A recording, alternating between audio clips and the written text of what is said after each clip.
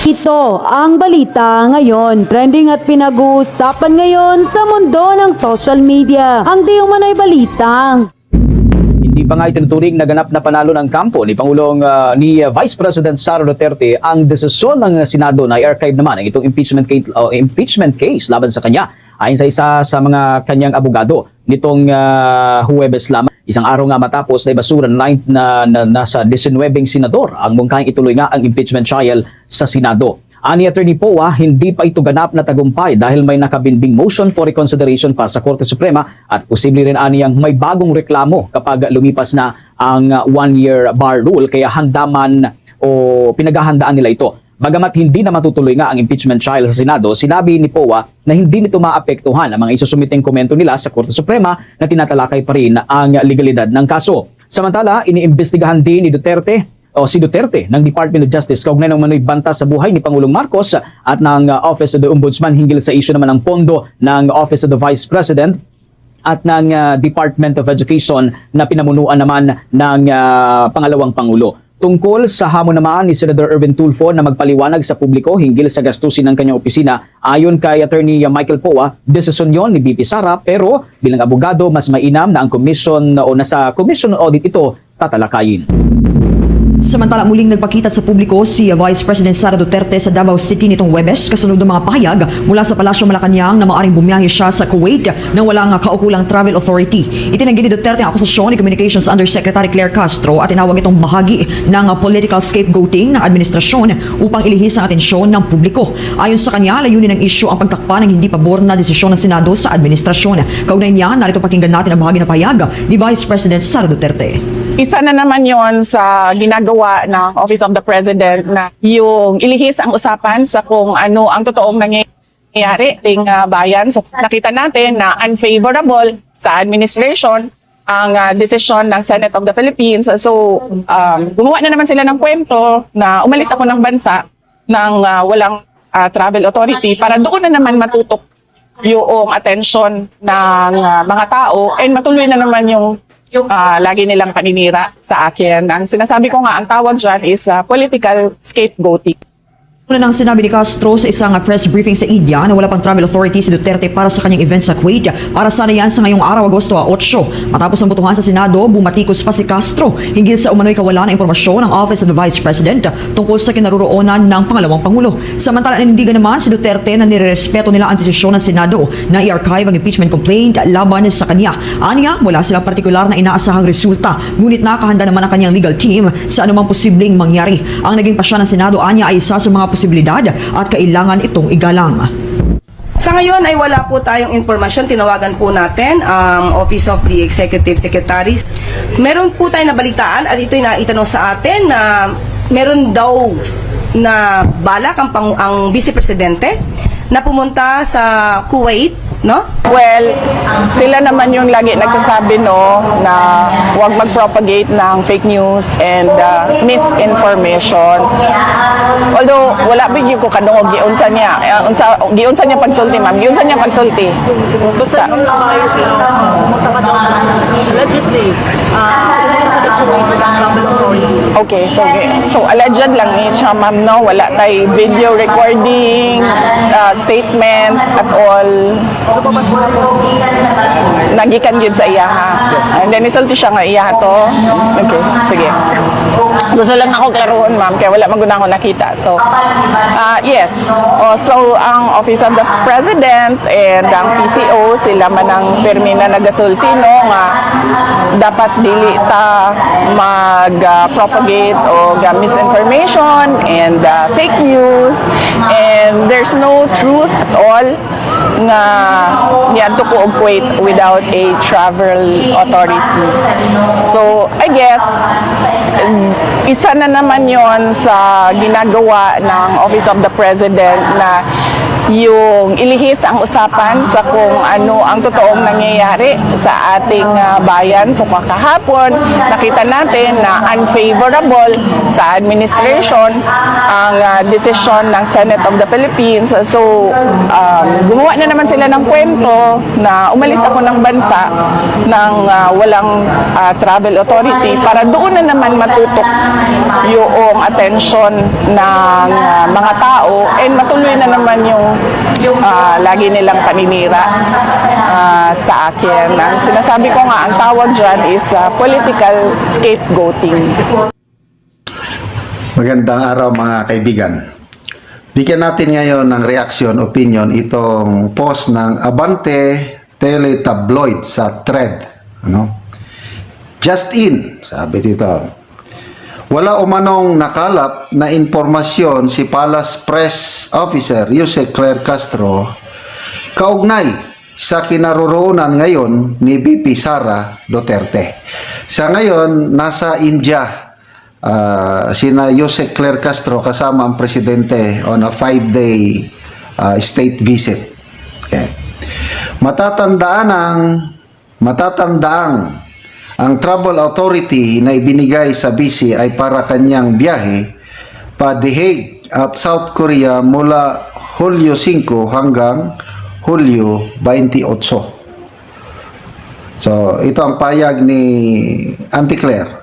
Meron daw balak ang Vice Presidente na pumunta sa Kuwait ng August 8. Pero as we speak, wala pa pong naihahain na request for travel authority ang Vice Presidente sa sinasabing pagbibiyahe sa ni Castro.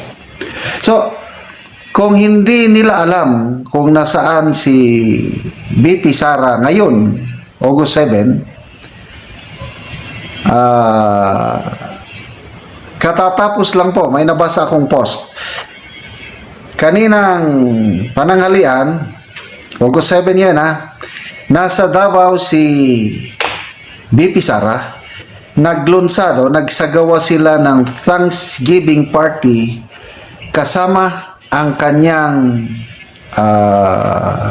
legal team, kasama ang mga petitioners, yung pagkapanalo nila sa Supreme Court decision. So, wag na kayong mag-alala po, Auntie Claire, nasa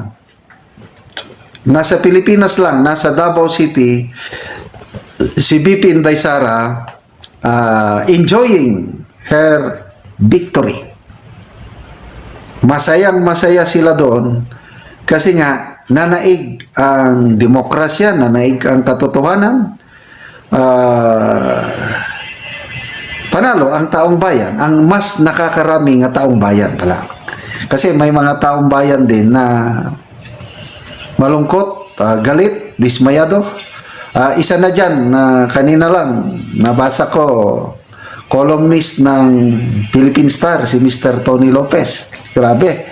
Sabi niya, Sara Duterte should resign forthwith dahil nalagay na daw, alanganin ang legislative at judicial branches of government nang dahil lang daw kay VP Sara may political quagmire na daw.